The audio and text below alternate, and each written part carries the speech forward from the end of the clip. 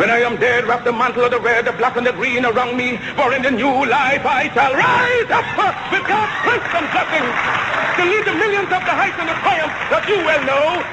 Look for me in a world when there is storm. Look for me all around you, for with God's grace I shall come back with countless millions of black men and women who have died in America, those who have died in the West Indies, and those who have died in Africa to aid you in the fight for liberty, freedom, and life.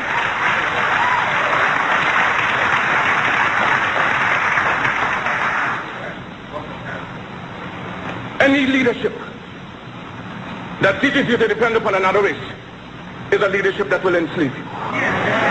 Any leadership that teaches you to depend upon another race is a leadership that will enslave you. They gave leadership to our foreparents, and that leadership made them slaves. But we have decided to find a leadership of our own to make ourselves free men.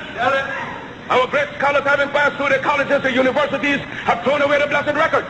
Babylon did it. Assyria did it. France under Napoleon did it. Germany under Prince von Bismarck did it. England under America under George Washington did it. Africa with 400 million black people can do it. If you cannot do it, if you are not prepared to do it, then you will die. You race of cowards. You race of imbeciles. You race of good for nothing. If you cannot do what other men have done, what other nations have done, what other races have done, then you had better die.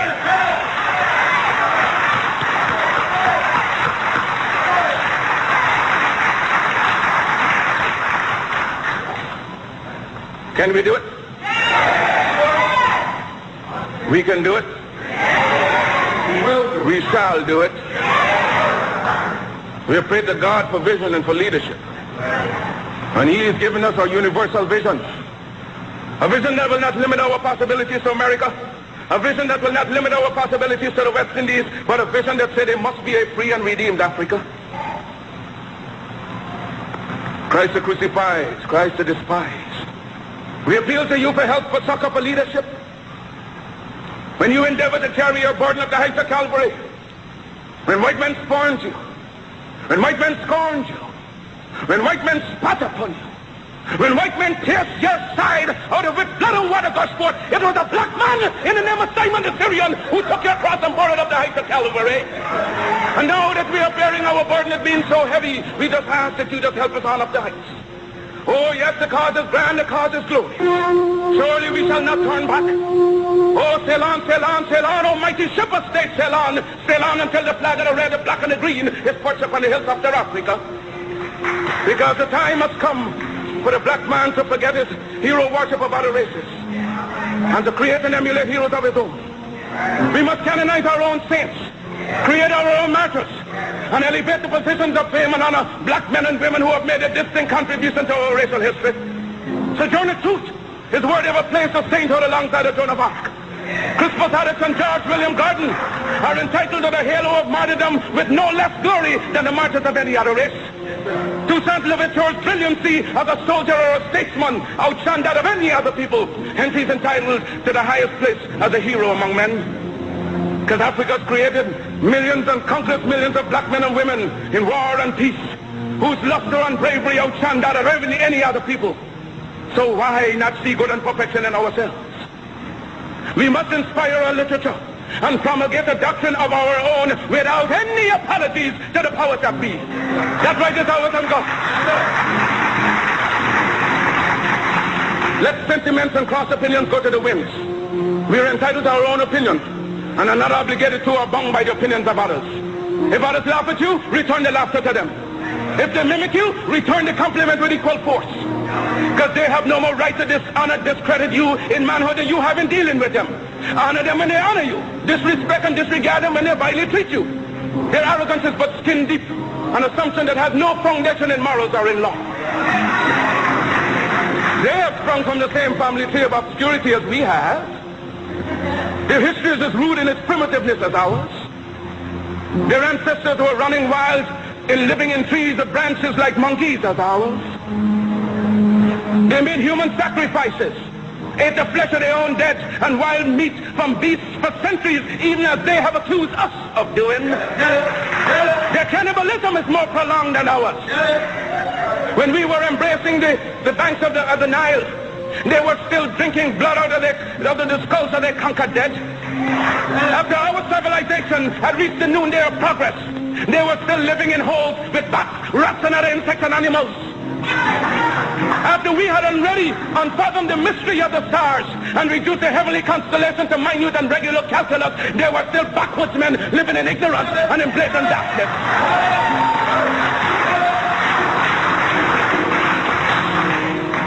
The world is indebted to us for the benefits of civilization. They stole our arts and sciences from Africa. Then why should we be ashamed of ourselves? Their modern improvement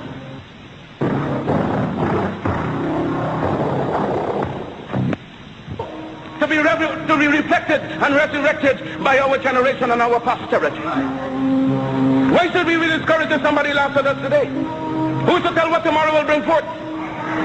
Did they not laugh at Christ, Moses, Muhammad? Was there not a Carthage, Greece, and Rome? So we see and have changes every day. So pray, work, be steadfast, and be not dismayed.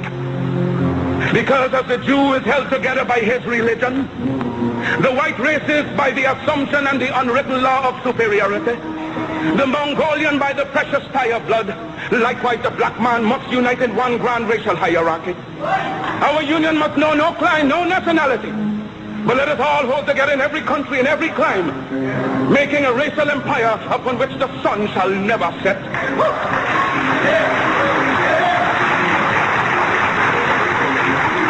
Let no voice but your own speak to you from the depths. Let no influence but your own rouse you in time of peace and time of war. Hear all, but attend only to that which concerns you. Your allegiance shall be to your God, your race, your country. Remember that the Jew in his political and economic origins always first the Jew.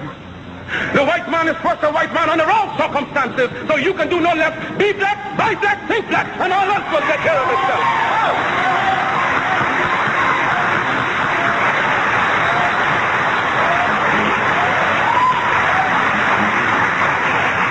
Let no one inoculate you with evil doctrines to suit his own conveniences. Charity begins at home. So first to thyself be true, and thou canst not then be false to no man. Because God and nature first made us what we are. And out of our own creative genius we make ourselves what we want to be. Follow always that great law. Let God and the sky be our limit and eternity our measurement. There is no height to which you cannot climb without the active intelligence of your own mind. Mind creates, and as much as we desire in nature, we can have through the creation of our own minds. And today, being scientifically the weaker race, you shall treat others only as they treat you. But in your homes and everywhere possible, you must teach the higher development of science to your children. And make sure that we have a race of scientists par excellence. For in religion and science lies our only hope to withstand the evil designs of modern materialism. Never forget your God. Remember that we live, work, and pray for a binding racial hierarchy, whose only natural, spiritual, and political limits shall be God and Africa at home and abroad. With God's dearest blessings, I leave you for a while. One love. Brothers and sisters, Marcus, Mosiah, Garvey.